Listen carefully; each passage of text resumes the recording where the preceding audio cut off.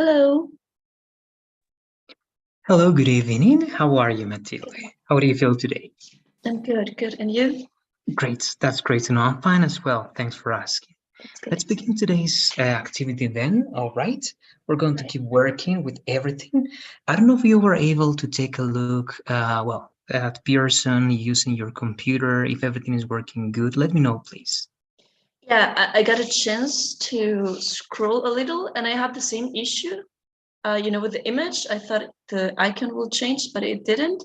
But anyway, I figured out how to make the difference between the activities and the quizzes. So I think it's Okay. okay. That's great. Yeah. Yes, as long as you have one method, right, to recognize which one is, Yeah. which, that's good, right? Because again, the main idea is that you don't open something that you don't want to, because if you do, you are going to have to finish that one. And of course, I Yeah. can reassign it, right? But sometimes reassigning the quizzes is having contact with management, and it includes, right, many things that we can avoid. So good. Okay. If you have that method, then we're good. Then Great. let's keep working. All right. Again, with you, we're going to be working differently because I want to take advantage of your skills, and I want to work on some details that you told me that you need to work, and we can improve a little bit. So we have suggestions here. This is a very, very simple topic. So mainly we're going to have a conversation. I'm going to show you some types of suggestions that we have, and we are going to have a writing activity one more time. Okay, this time we're going to use the document that we got. So how can you explain this word? What do you expect or write from someone when you ask for suggestions, recommendations, pieces of advice? Well, I mean, yeah, when I ask someone for an advice, and because I need something, or I want to achieve something, maybe, or I want to go to a place, travel somewhere, and I really want some suggestions for doing this. Yeah. Yes, that's correct. And what ways do you get? For example, what do you do when you have to give suggestions to anybody? What are some expressions, some words, models, Yeah. verbs that you know? Should, you could do this, or you should do this. What else?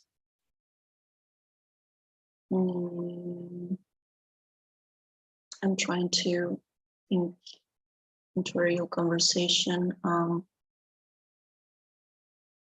It's good. It's just to help. Yeah. You can think of expressions that not only include the person you are suggesting something to, but you are also included in that suggestion. There are certain things that you can use, and the expression includes you in that suggestion that you give to another person, but you are included there.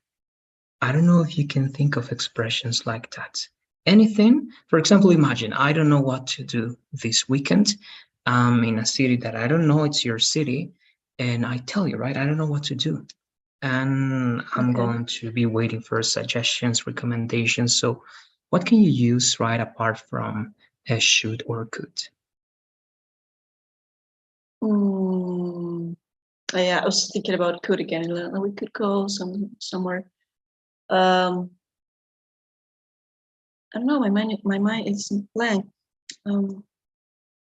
Yes, those are the important ones. I'm sure that you know the ones I'm going to show you now. Yeah. But it's just to have everything organized, all right? To have everything organized. Let's take a look at this. Look, for example, this is a common one, right? Suggestions with letters, right? So this is a very common way to suggest something. But what is the thing here? What is the trick? Is that you are included in that suggestion, right? So you are only going to say this if you have the intention of joining the person you are suggesting to, right? But if you don't have that intention, it's not a good idea to use let's, right? Because you want to be part of that suggestion. So very simple, right? Let's. We don't have to go deeper. We're just going to take a look at the elements that we can use. One of is let's. Then why don't, right? It's a common question to give suggestions. Why don't you go to the, I don't know, right? To that place, to the mall, to the park, to any place you want to suggest. And here you have the two options, right? You can suggest only to that person with you, or you can be included as well, right? Why don't we go to the cinema? right? So you're also included there. So if you use you, it's something just for that person. If you use we, it's similar to let's. Okay, so why don't let's? Then you have, this is very interesting, how about and what about. But before going there, what do you think is the difference between how about and what about? What do you say?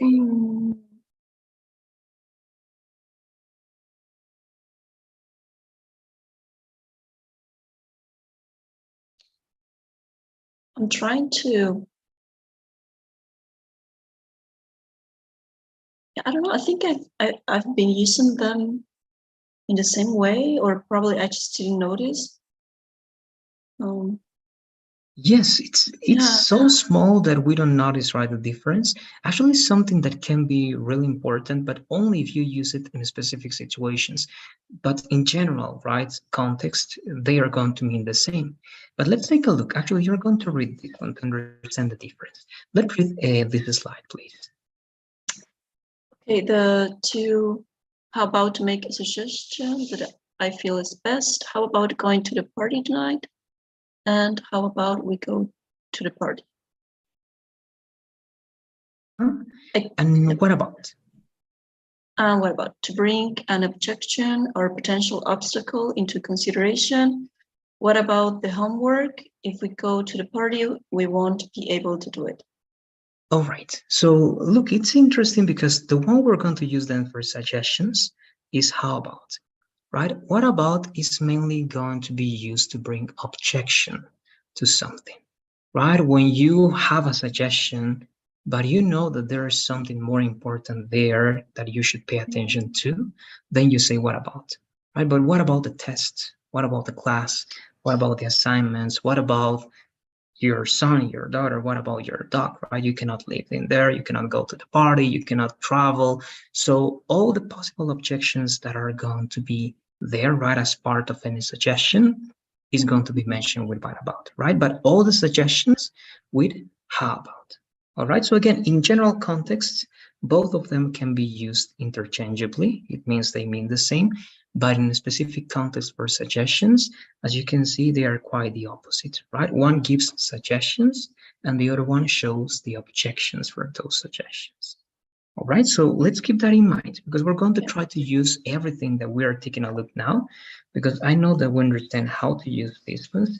We're going to apply this in a writing exercise in which you are going to write something similar to a short blog in which you're going to give me suggestions if I get to go to your city. All right, and that's it. Actually, this let's, why don't, then you have how about, what about. We have more, but they are going to be part of recommendations or advice, as you said, should, could. So you can also add that one to your writing exercise that actually we're going to work on now. I'm going to send the link just in case. All right, once again, it is here. It's going to be in the chat.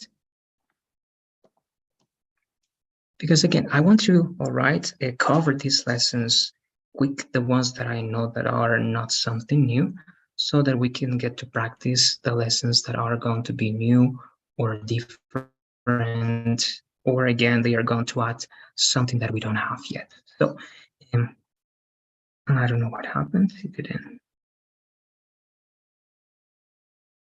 Give me 1 second. All right, now you have it in the chat. So following the same logic, please go there and in the same right part in which you were writing yesterday's ideas, give me a paragraph or two. It's going to be actually the most that you can write is better, but I'm going to give you again the 5 to 6 minutes. So in those 6 minutes, if you finish 1 paragraph and a half or 2 paragraphs, great.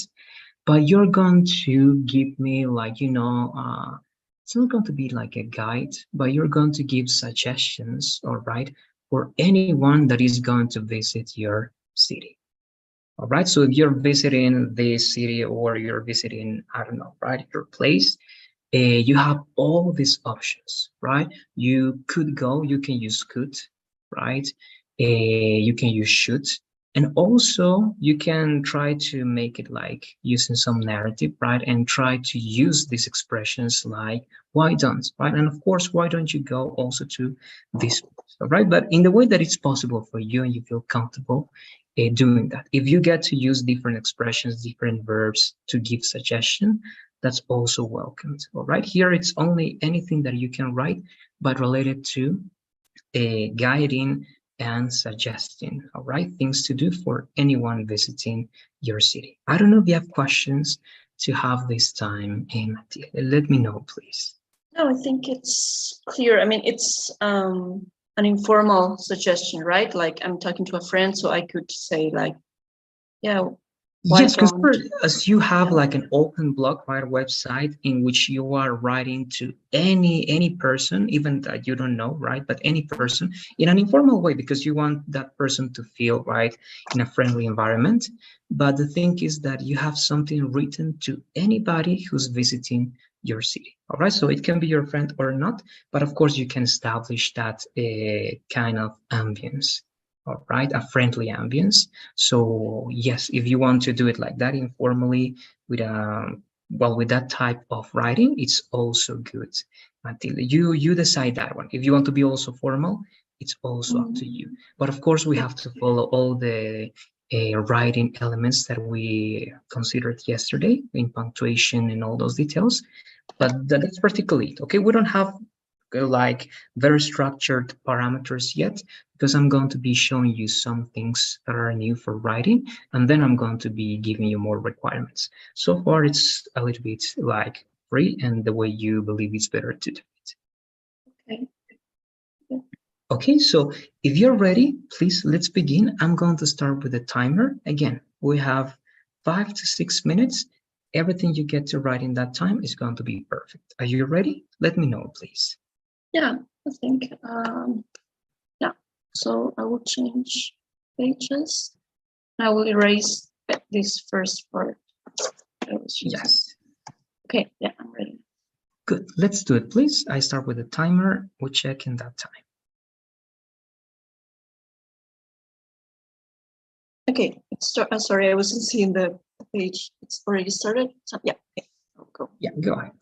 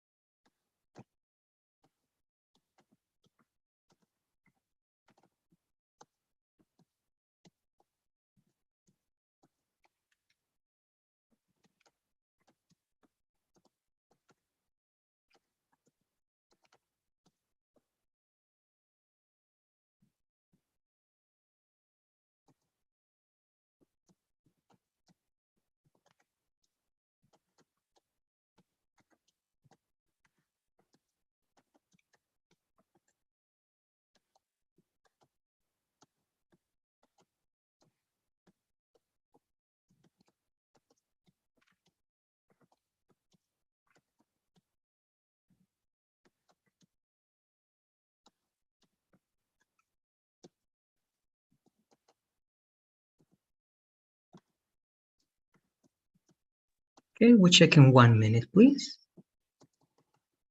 Okay.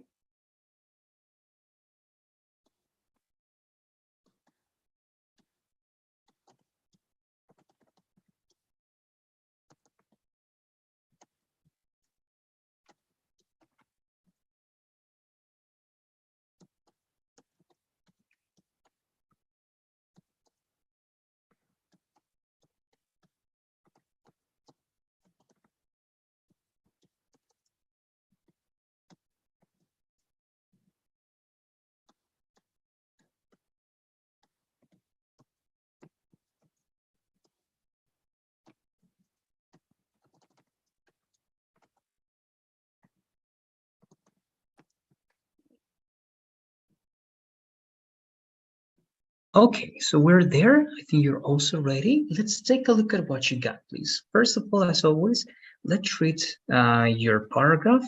Then we go to the details. Let's do it, please. Okay, welcome to the city. First of all, don't forget to buy a sunscreen and a mosquito repellent. You will definitely use it. After buying this, we can start planning your stay in Santa Cruz. The main square is a must. You should visit the church and have a traditional coffee while you walk around. After the visit, you could visit Manzana Uno, a very nice cultural space right next to the church. In the afternoon, if you're into shopping, how about visiting the biggest mall in town? I'm sure you will enjoy Ventura Mall. If you're staying longer in the city, contact me. Let's explore it together. Great. All right. Very good. Again, I think it's perfect. The main details are going to be little details that I'm going to mention, all right, before you can correct those details. So sunscreen, right, and mosquito repellent, as they are going to be just products, but those are products that are going to be considered as non-countable. So we're just going to say sunscreen and mosquito repellent, but without the countable word that you have there. Okay, so sunscreen in this case, and mosquito repellent in that case. All right, again, why the logic is that they are uncountable here. All right, sunscreen can be countable when you talk about types of sunscreen, but in general, if you're just talking about the product, is uncountable. Okay, just that.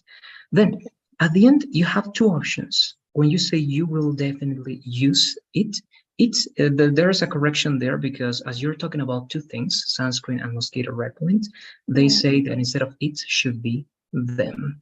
Okay, you should definitely, or you will definitely use them.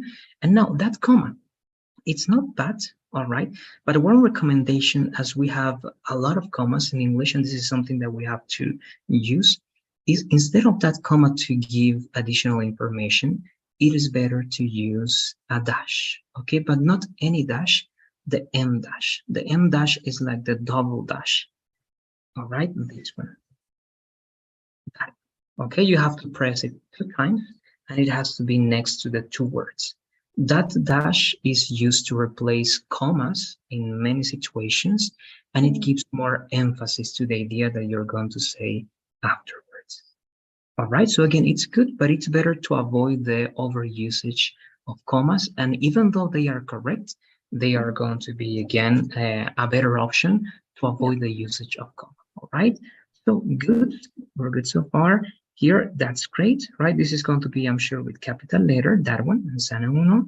Then right next to, yes, it's good. Those corrections, some of those corrections that Grammarly or Google are going to give, they are not necessary, right? Because you want to give emphasis to some words. In this case, you are giving emphasis that is just right next to the church, right? Not just next to the church, but right next to it, all right? Putting the idea and emphasis that it's just there, right? So it's not incorrect. So in the afternoon, right, here you need a comma, no, not a comma, just a space to separate that. But again, it is good. This is not going to be incorrect, right? In the afternoon, and here you have something extra that you don't need. But again, those are my only observations there, these countable nouns plus this punctuation mark. The other details are not something that we need to change. They are working good. It's up to you if you want to pay attention, but remember that sometimes, for example, here, Grammarly is going to give you corrections of order. Remember what I told you yesterday?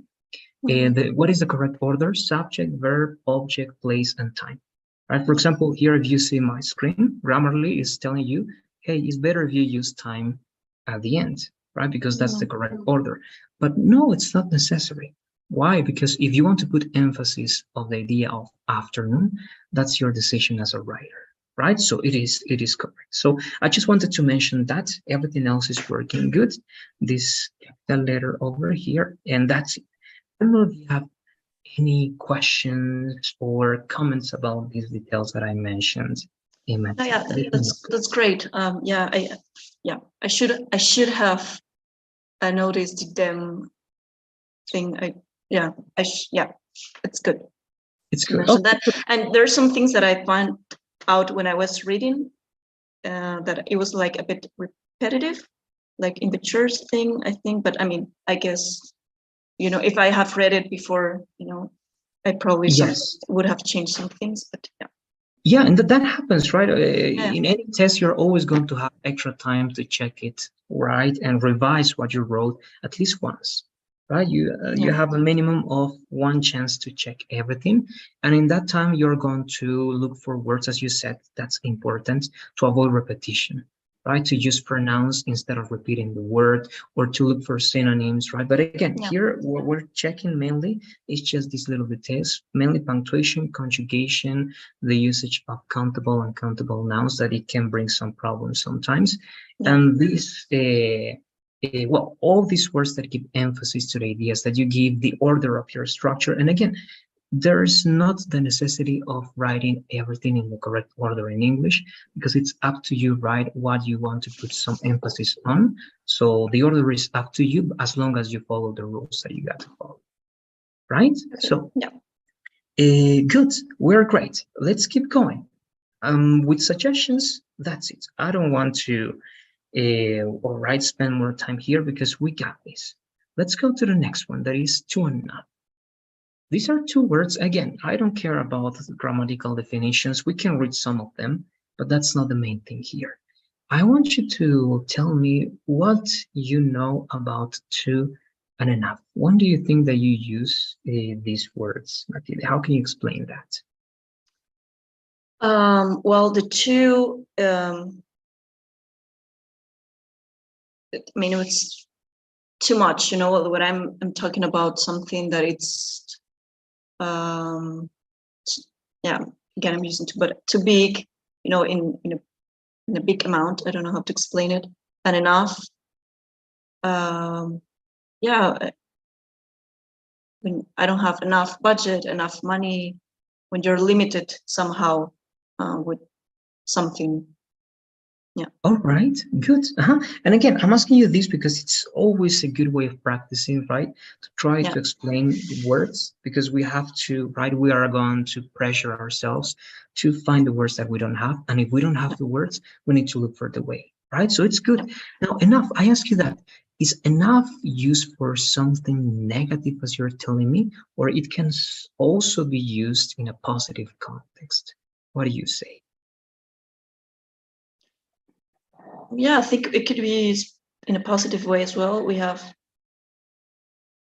yeah, enough food, you know, like the right amount of food as well. So Great. Yes, with that we're ready, right? So two, as you said, is more than what you need, and enough sometimes without any modification. Enough means what you need, right? Exactly what you need. But if it's used in a negative form, of course, it's quite the opposite, right? It's going to be, yeah. of course, not what you need, right? Not sufficient. It doesn't suffice your necessities, right? So two and enough, very simple. Let's take a look at some ideas. Now, here, the only thing we have to pay attention is to the word degree, okay? They indicate degree. Again, if it's too much, more than what you need. If it's enough, it's what you need. If it's not enough, it's less than what you need. Okay, and they modify adjectives, adverbs, and nouns, but that's not as important. Now, we know this one. Let's just keep the word again, exaggerated, when it's to something. So let's have some ideas here, Matilde. What is something, all right, or, well, from a real life example that you can tell me using to? What is something that you consider is two plus one description that you got to an objective? For example, he is too tired to play soccer. What do you say in a real life situation? How can you use this word? An example with two? Any example that okay. you feel identify with that one, or something that you experienced or that you feel now? Okay. Yeah, my dog is right next to me, so my dogs are too spoiled. Yeah. Hey, all right. Yes, that's a good one. Good. Now, let's try to think of one more that is connected to a specific reason after that. For example, here, he's too tired to play soccer.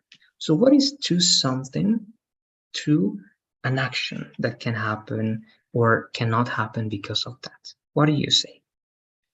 Okay.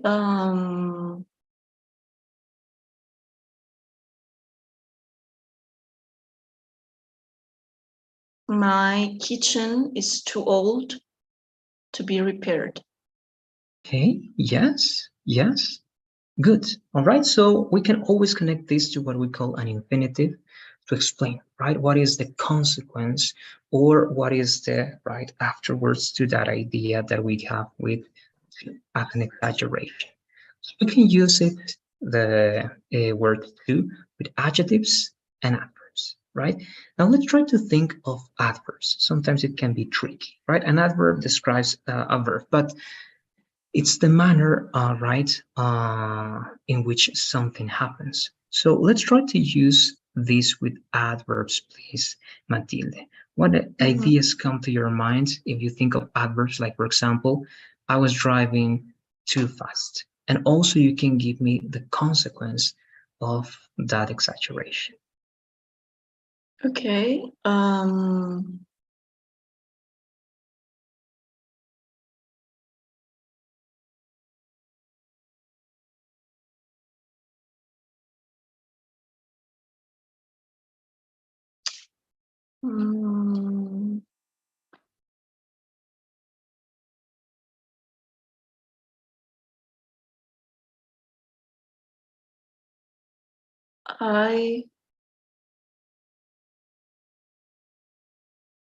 You can try to use one thing that you mentioned yesterday. For example, you were talking about accents, right? Sometimes we cannot understand people because of their accent or because of the speed, right, of speaking. So, for example, you can try to use that idea and the consequence that is not being understood or not understanding. So again, that's a possibility, but you tell me what comes to your mind. Okay, about that one. My colleague was my Nepali, I think it's the right, my Nepali colleague was speaking too fast or too weird, actually. So I couldn't understand him. Okay, yes, you're using a different connection with the next part with so. right? Good. Yeah. Now, if I ask you something different there, it's not with speaking, but with writing. What do you think is the punctuation rule for the idea that you just gave me? Okay, so you're telling, right? My colleague was speaking too fast or weirdly, so I couldn't understand him, right? So what do you think are the punctuation marks that you need to write over there, or that you need to use over there? That's a comma between these two sentences. My Nepali colleague was speaking too fast, weird, comma, so I couldn't understand him. Okay, yes, and that's the rule, what you call, that's a coordinated conjunction, right? Anytime you have any of these fanboys, right? The fanboys are for, or, nor, and, yet, but. It's a short list of coordinating conjunctions that you have, and before those you always use a comma as long as you have two complete ideas, right? Before and after that word. So good. That is correct. All right, let's keep going. Again, here, we're not going to spend time in some things that we know that are clear.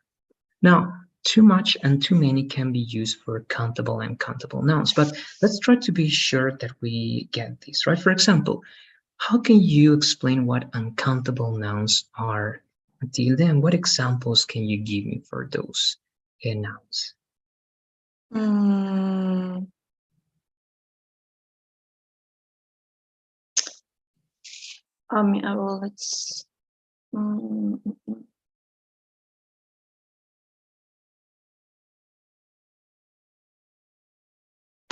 Let's say ice. Yes, that is an example. And why? Why is ice an example of uncountable nouns? Yeah, it's different because it's like, it's not the same way, like it's in regular water and frozen. But I mean, it's difficult to count it. At least you start counting the cubes, but otherwise you cannot count every single one of them. Yes, correct. So they don't have a specific shape or form, right? And their natural form. But of course, we found ways to, of course, right, make them countable. But those are going to be called like quantifiers or containers, right? As you said, they are going to give a specific shape that are going to let us count, right? It happens with anything that is uncountable, right? The bread, for example, it can be counted if it's loaves, right? Loaves of bread. We have pieces of something, we have slices of something, so it's possible, right? So good. Ice, because it doesn't have a specific shape unless we give it a shape, unless we put that into a container that gives that a specific shape, right? So it means that we have one category then. It is for matter, right, that doesn't have a specific shape. All of the things that are like that are uncountable, right? That's one category. What other categories do you think, or do you know, that we have for uncountable nouns? This is just to have a general idea. What categories? Yes, for example, one is, right, matter in general that doesn't have a specific shape, so that we cannot count that. So what else comes to your mind when you think of uncountable nouns? Well, like sugar, salt, you cannot count it. It's impossible to do it. Exactly, good. So those are going to be are close to the one that we talked about, but these are inside the particles category, right? So anything that is a particle, it can be a big one, because also we talk about cereal, rice, right? Perhaps it can be counted, but of course you're not going to do it. It doesn't make sense, right? So good. So particles. So, right, shape that doesn't have, matter that doesn't have a specific shape, particles. What else? We have at least two more that are also important. What do you say? Liquids. Yes, that's perfect. Liquids. And one more. And an example of that one, for example, is time. Okay, but what is time? In what category do you think you can fit time?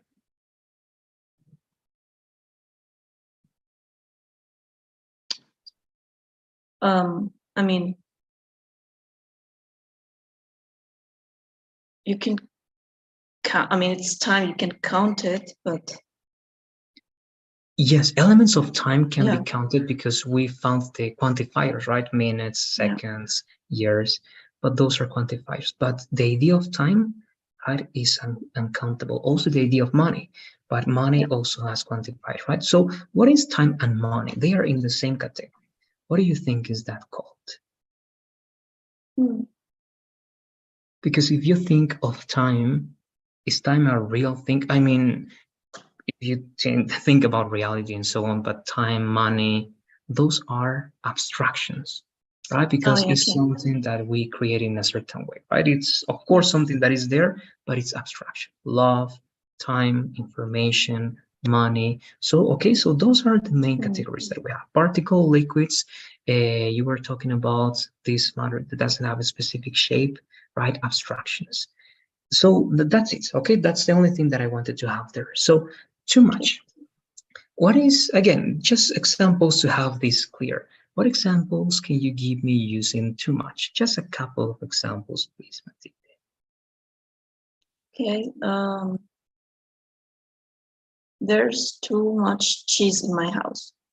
Okay, good. Because that's we're cheese makers, because it's not like a random all right phrase, because we are cheese. Well, my family do that for living, so we have okay, good. But also, do you eat a lot of cheese, or I have to.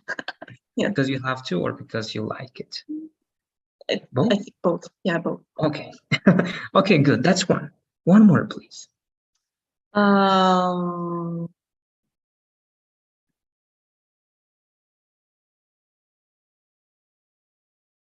I have too much laundry to do. Okay, yes, correct, right? We have uncountable things there that we can use with too much. Many is easy because we have countable things, and that's something that we get. If you want to, all right, I don't know, all right, work something in depth, and I'm skipping that too fast, or perhaps the opposite, let me know, all right? I'm trying to cover this. Actually, we're going faster than I go with other students because I want to use the extra time we're going to have by working like this in extra activities. But again, my duty here is that I have to cover these lessons, but I am going to try to do it again fast, the ones I feel that are good with you, so that we can use again time for something more productive. Okay, so far I think it's clear. I don't know, do you feel that everything is clear so far? Do you want me to go back to something, or do you have comments or questions? Let me know, please. No, I think it's clear. It's good. Okay, good. So now enough. Very briefly, you told me, right, the possible definition. It is exactly what is needed. And here we're talking about using it in a positive or affirmative statement, right? I have enough money, enough time. When you talk about nouns, money and time, but when you talk about adjectives, is inverted, right? Peter is intelligent enough. And you have then the consequence of that, or the possibilities after mentioning that. So again, just a couple of examples, please, Matilde. What can you tell me about enough? Something that you feel is real and applied to you. Okay, so I didn't got enough sleep. Okay. So it was a rough day. Okay, all right. Well, that's bad to hear, but I hope you get to rest today. Yeah. But good, that's one. Sleep, because it is a noun and it has to go after a noun. Good. One more, please.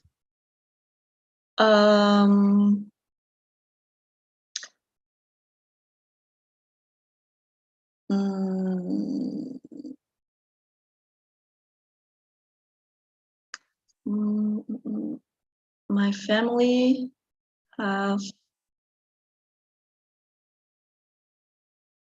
enough cows to produce cheese. All right. Okay, good. Now there, it depends, right? If you talk about your family as a group, some of these nouns, right, can be used as plural or singular, right? It depends. Usually it's going to be used as one entity, because I think you said have, right? But there in most of the cases it's going to be with has, right? But again, it depends if you give the idea of something that is one entity or a group. For example, band is, right, like plural, but a family, they sometimes use it most of the times like singular. Police, they use it as plural. So, you know, English has weird rules. So again, just take that into account that most of the cases, perhaps it is going to be corrected in some tests if you use family as plural itself. Perhaps you can try to use it in singular, at least in formal situations, all right? Just because of that. Good. And then you can use it with adjectives and adverbs. Adverb, okay? Just one example with adverb. For example, you have here, we are not walking quickly enough, right? So just one. What can you tell me with enough and an adverb that is describing an action?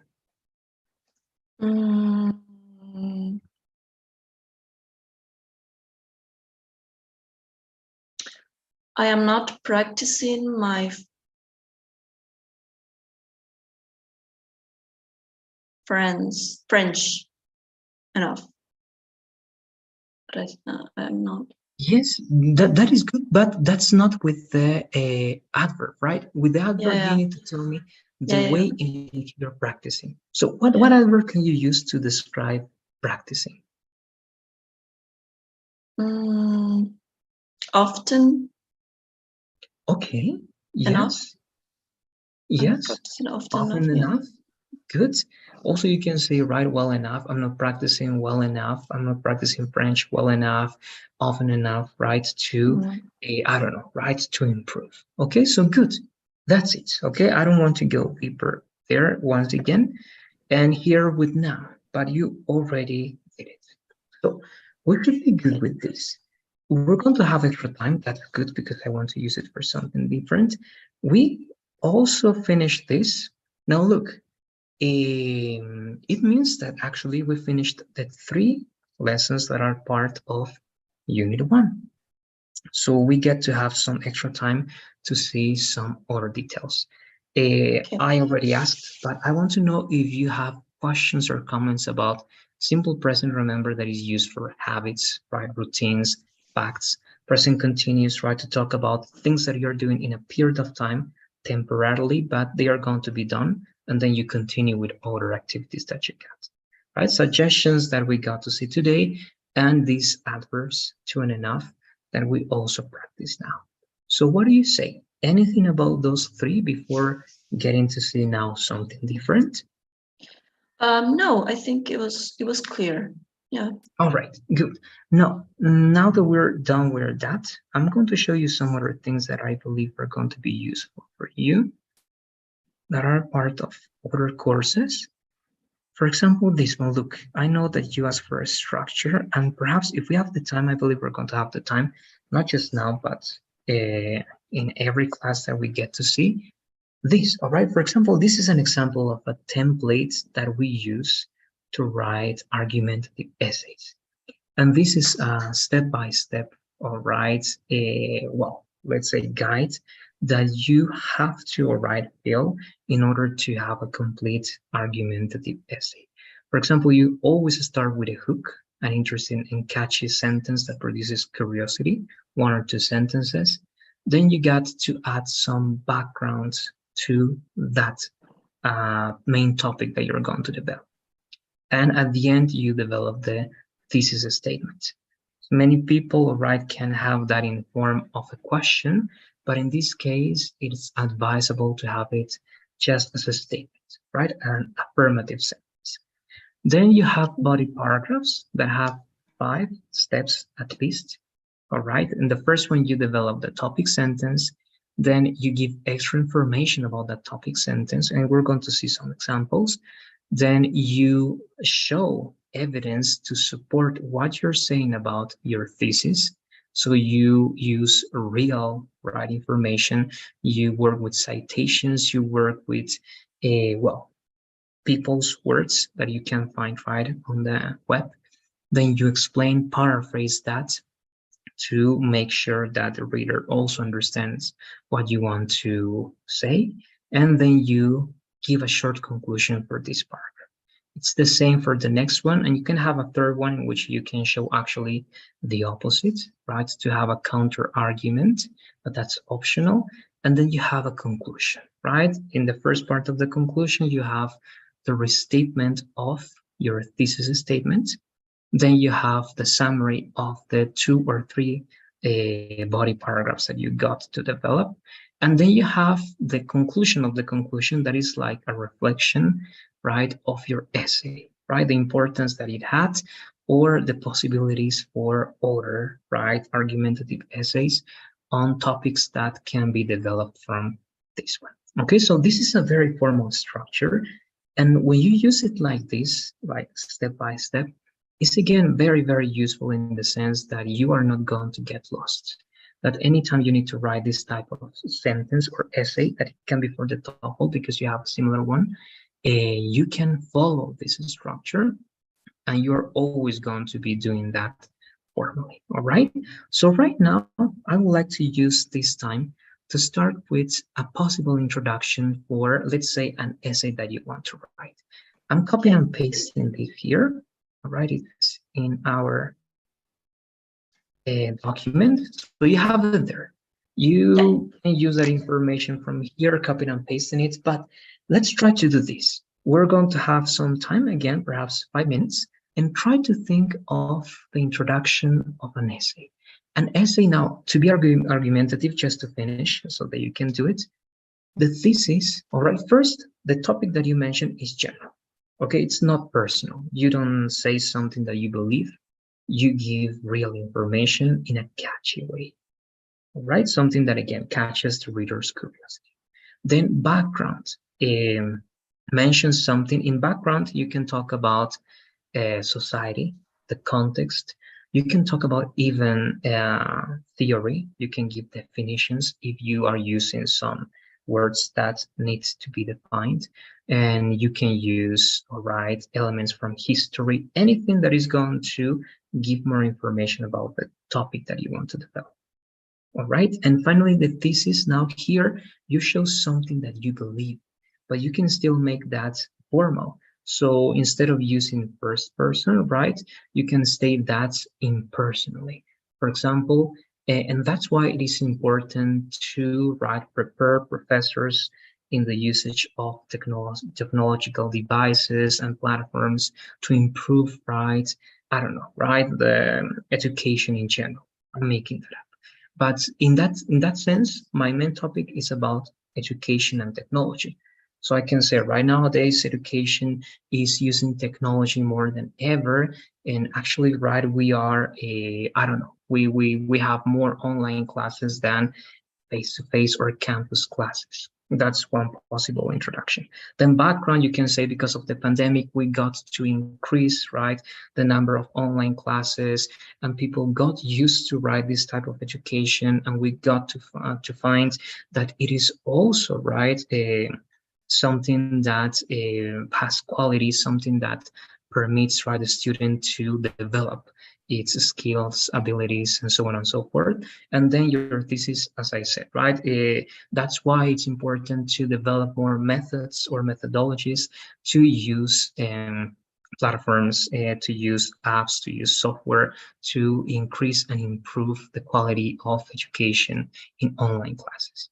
Okay, so I got to, from a general perspective to the background of that perspective to my opinion on that perspective, but I am not using first person. I'm just keeping that impersonally, or again, using that in a general way.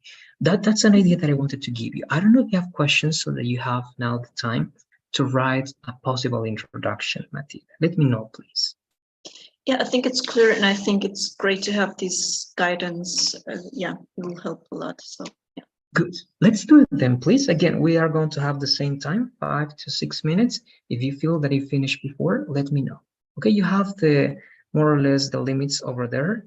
Per step, you need 1 or 2 paragraphs, and that's it. So let's do it, please. I do it right next to this paragraph, right? Yes, do it over there. Okay, any topic.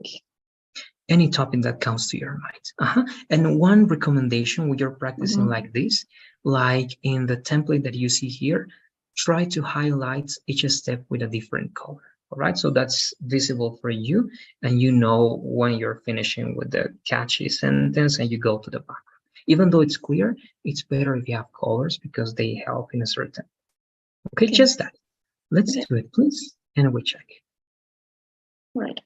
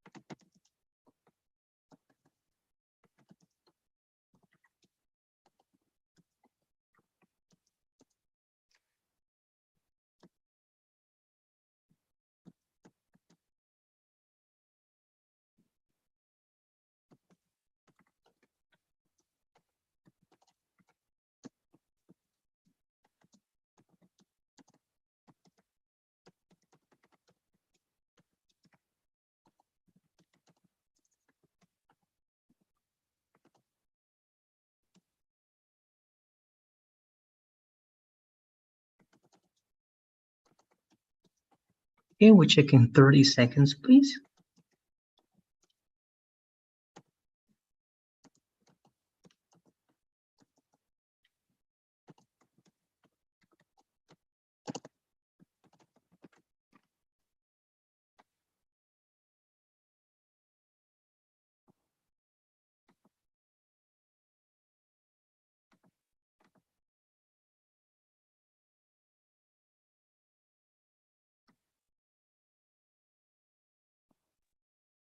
Okay, so let's take a look at what you got. Let's see. First, let's read please everything. Okay, so conflict is an opportunity, especially for social transformation. According to conflict and peace theory, conflict will always be a starting point for social change. That might sound odd, however, history proved this statement. If we think about the main changes in our history, French Revolution, women's rights, etc., the source will always be an unresolved conflict. When this conflict is handled correctly, this could lead to great changes to our humankind. Perfect. Thank you very much. Now, let me give you some details. All right. First, the most superficial details. For example, what is the difference between especially with an S and especially with E at the beginning? What do you say? Because they can be the same in a context, but actually they are different. What do you say?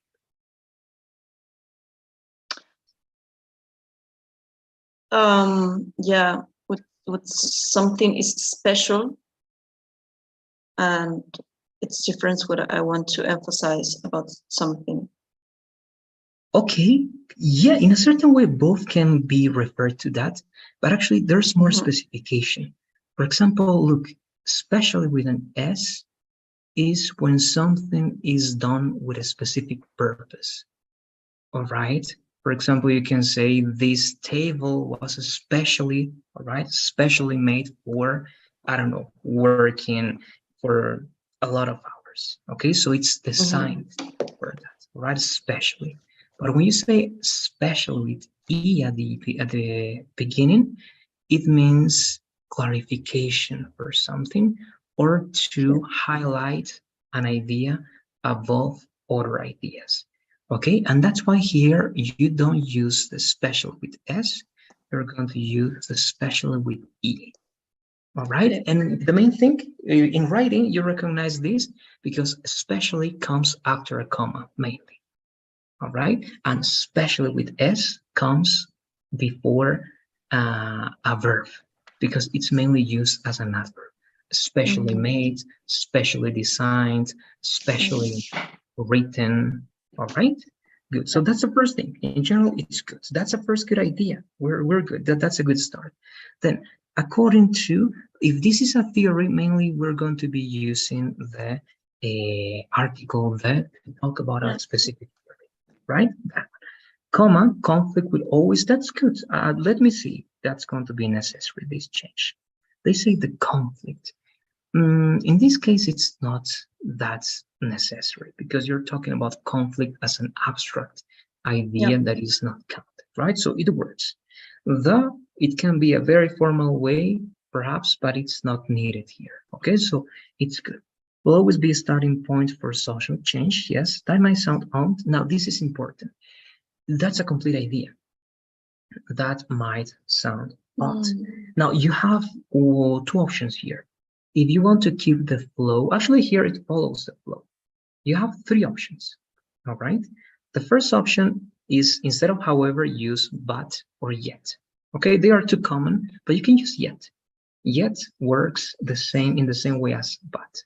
Okay, so you can say that might sound odd, comma, yet history proved blah, blah, blah. Okay, with yet, you can use comma. The other option is using but. Okay, that's the same solution. The second solution is to use semicolon, however, and comma. Okay, but always. Why? Because however is a transitional word.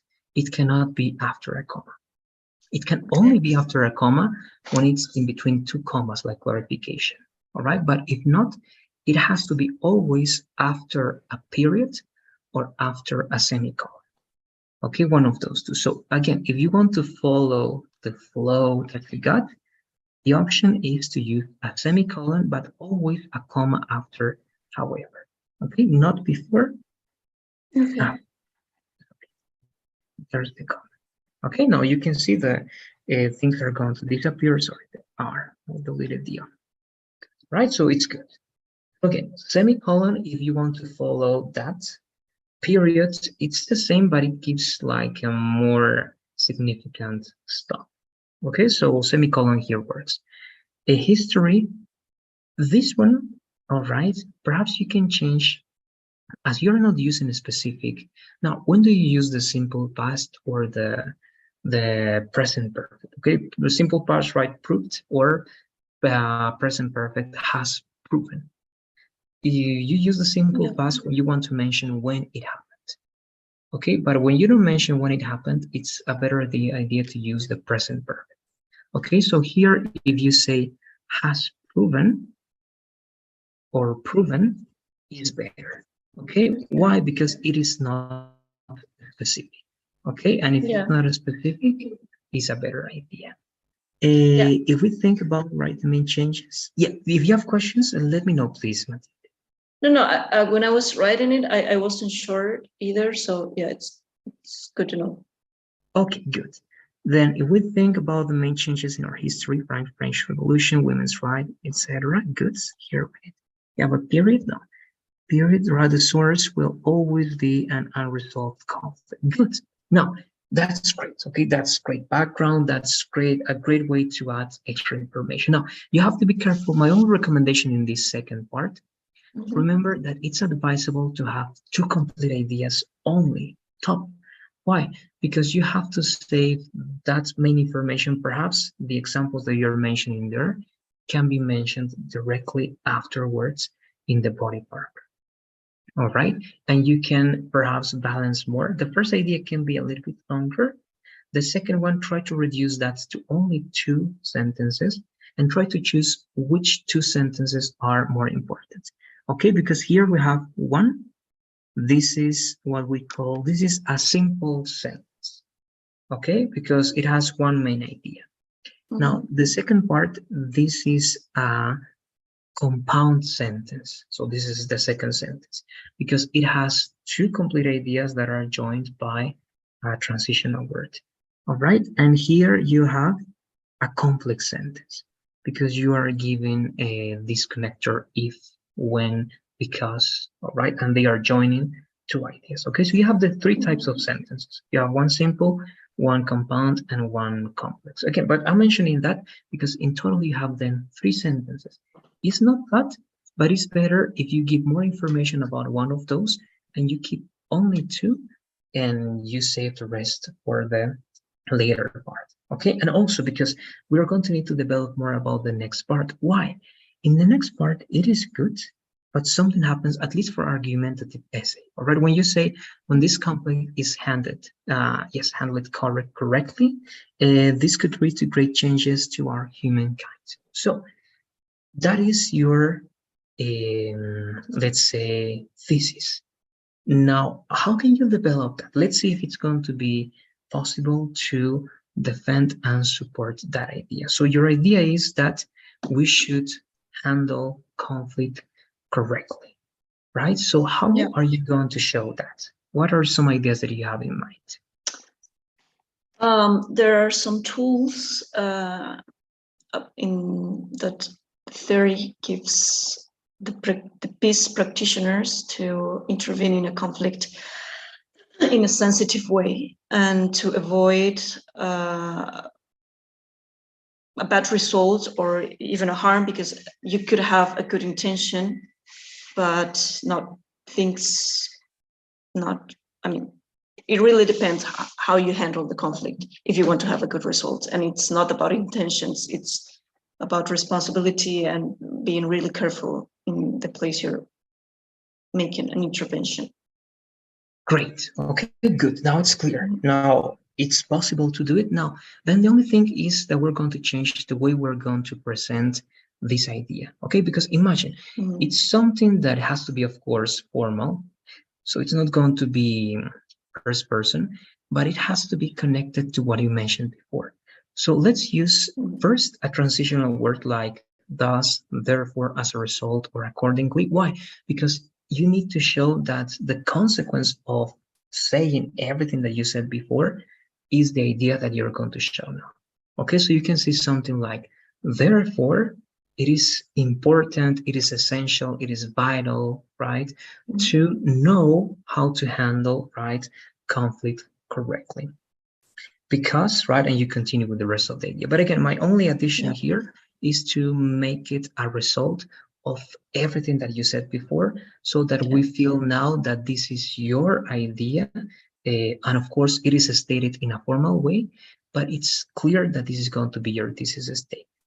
All right, just that. So the transition word, and try to make it in a more impersonal way. Like, again, one of those options. All right, it's important, it's vital, it's necessary, or we must take into account, right, the tools to, or yes, we must take into account all the techniques, tools, right, or I don't know, right, methods to handle, right, conflict correctly in case of facing, right, something like that. But again, I'm making that up.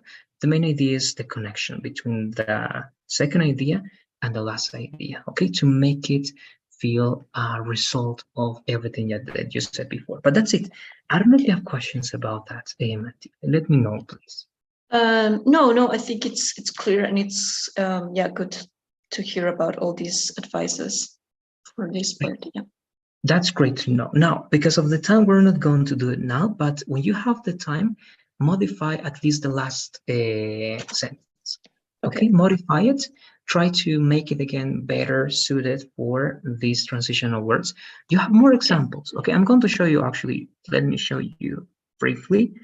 But tomorrow, if we have the time, we're going to see also this presentation, transitional words and phrases.